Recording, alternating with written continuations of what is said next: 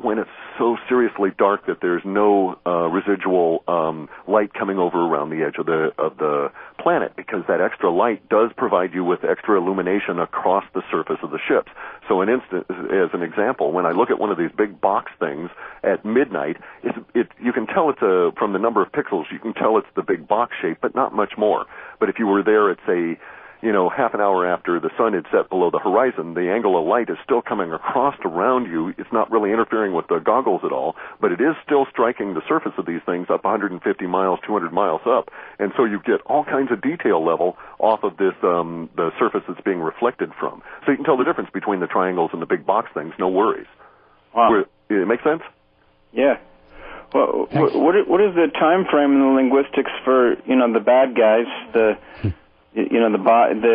banking cartel, Illuminati, whatever we want to call them, for them to their cover starting to be blown, so it starts to enter mainstream consciousness that these are the real guys behind that are running the show and causing all the destruction on the planet. I suspect by March of 2011, we'll see a good deal of that. There's a huge shift as we come out of that release period, especially here in the United States, and the United States is the center, in spite of the fact of Club of Rome and London and all of that. The actual energetic power is coming from the United States. That's why it's, in this sense, good to be centric here.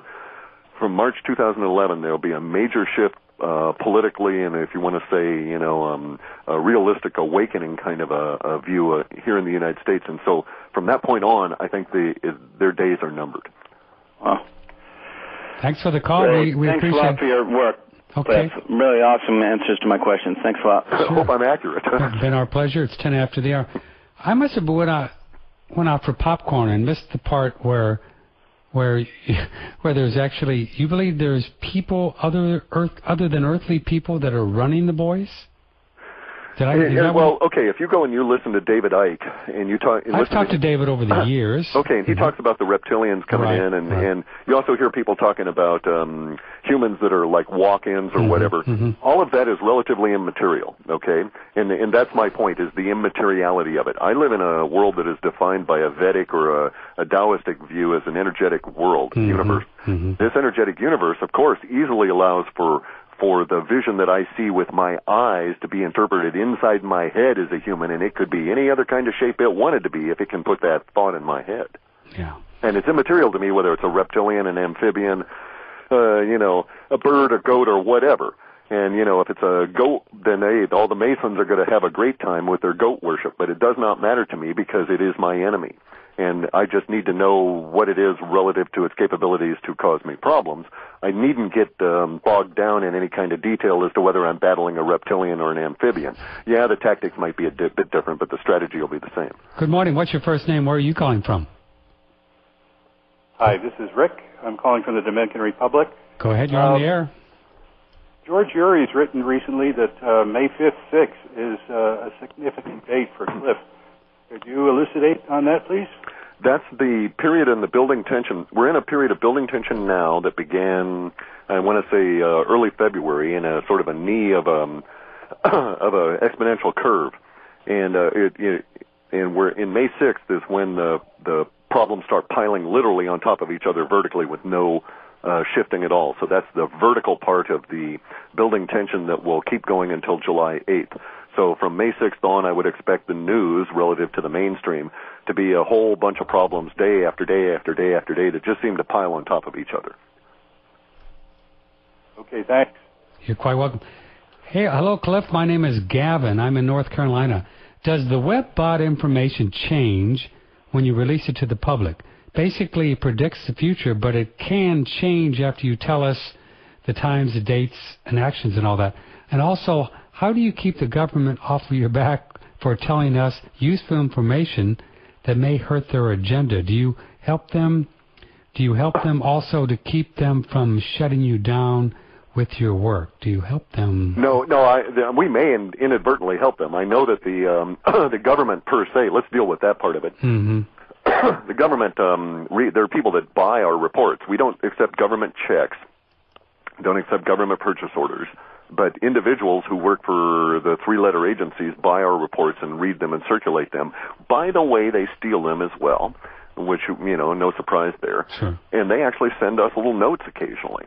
Some of the people within the various agencies have felt the need to communicate, good, bad, or indifferent information that we've put out there. So, whether or not they care to shut us down, my first thing was we do this for entertainment purposes. And it's right at the moment, by the way, my phone just went hollow, so they're seriously listening to us now. They listen to us constantly. We're monitored. All our emails are swept. We know this. I have dozens of cracking attempts from government agencies or quasi-government agencies any given week. And so we've been monitoring this for years. But so far, no one's come and said you're doing anything that we want shut down.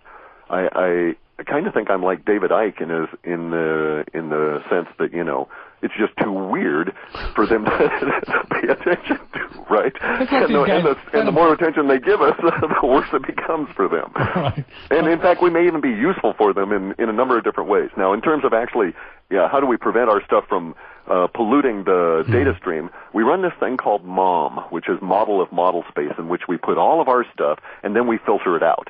And it's actually become quite a problem. The last time we did a run here, I think my servers were at max capacity for probably 82% of the time, just throwing out references to our own crud. And so at some point we may get to it where we can never process out enough to have it be meaningful. And that may indeed even account for the data gap, for all I know. But that's basically how we prevent that. But we have in the past created some self-fulfilling prophecy issues because of my big mouth. So I'm trying to be more careful about that. Yeah. And there are specific things we didn't print in this report. We didn't touch gold and silver because I didn't want to have a written reference to all the stuff that's going to go on here, although it's now okay to talk about it. I really couldn't bring it out in March because we knew that there was all this criminal cabal stuff that had to come out appropriately.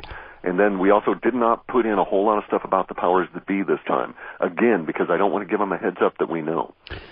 Margie wants to know if you have any comments on, quote, the word, unquote. The word is a... in reading all these Sumerian texts, a chain of... Jay Widener turned me on to this guy, L. Austin Waddell, who wrote in the 1920s. He got turned on to him by David Icke. This guy was a consummate historian and a linguist par excellence. And in some of the stuff he did, he has marvelous dictionaries. And I went back and reread stuff like Gilgamesh and reinterpreted it according to the guy's new dictionaries. Within some of the ancient Sumerian and other writings, there are hints of situations in the battles, especially in the pre-Vedic Sanskrit version of the Sumerian myths, of situations where in war, Group A would have their people chant or create a certain sound that would go across the battlefield to Group B, and in Group B there would be a major freakout as everybody in Group B turned around to look at their leader, George Bush Sr. or whoever, and he suddenly turns into this reptilian creature. Because again, what actually occurred was that this noise disrupted the frequency vibration that was being broadcast out into all these people's mind to make them think that George Bush Sr. was in fact a human when he's this reptilian creature. And so they wouldn't fight for the reptilian creature, and so it was a good strategy in battle. There was references to this repeatedly, but there's no actual references to the sound that was being made. And it's talked about as a word being sung, being created by a bronze device, and so on. So it's a specific frequency that causes this to occur. We're hunting for that frequency now. There's rumors of a book about some emerald tablet, and by the way, you cannot create a tablet in emerald at all. Emerald is just not a mineral that allows for incising or engraving. You just can't write in it. But anyway, there's some word that theoretically the reptiles themselves wouldn't or couldn't say, and that's not what we're seeking. This other thing is referenced in the pre-Vedic descriptions of the Vaimani Wars. Sandy wants you to talk a little bit more about aliens at our front doors, alien wars, etc. Well, we're in it right now. I mean, I go out and with the goggles, and there's some kind of an alien war going on over my head. And a lot of people with these goggles are seeing it all over the planet. Who's warring who? We don't know. I mean, I'm sorry. I don't have a program. I can only guess. Anything I can say is speculation. But I've seen these Delta craft, triangular-shaped Delta craft in groups of 3s and 5s and 9s that were doing what I thought was like end-of-shift ferrying work between two large rectilinear sort of spaceship things, be attacked by small spheres, and they would respond with lasers and stuff.